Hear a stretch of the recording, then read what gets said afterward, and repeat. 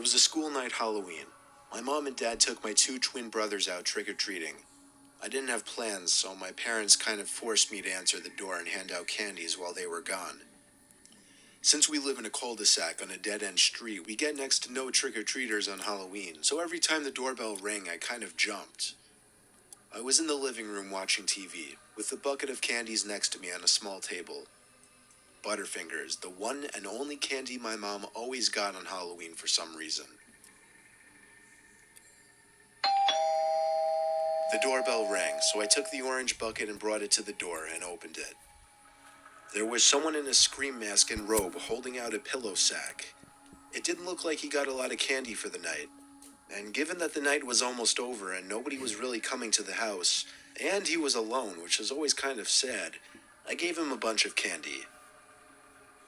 He walked away without saying thanks, which kind of made me feel bad, but it was honestly whatever. I stopped thinking about it as soon as I sat back down on the couch. The movie I was watching ended, so I started surfing the channels. During one of the brief moments of silence as the TV flipped from one channel to the other, I heard a thud and a bump come from downstairs near the back door. To better hear what it could have been, I turned the volume on the TV all the way down and went to the stairway. The back door was wide open.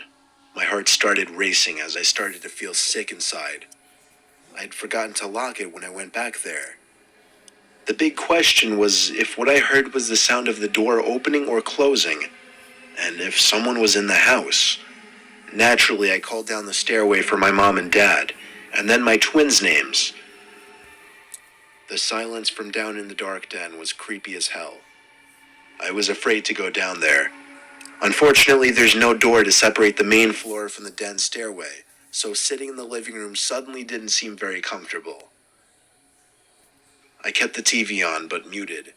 I just felt safer with the extra light it provided.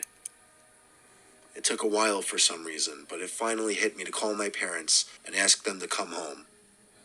My mom said they'd be home within half an hour. I told my mom I was scared that someone was downstairs because I heard something.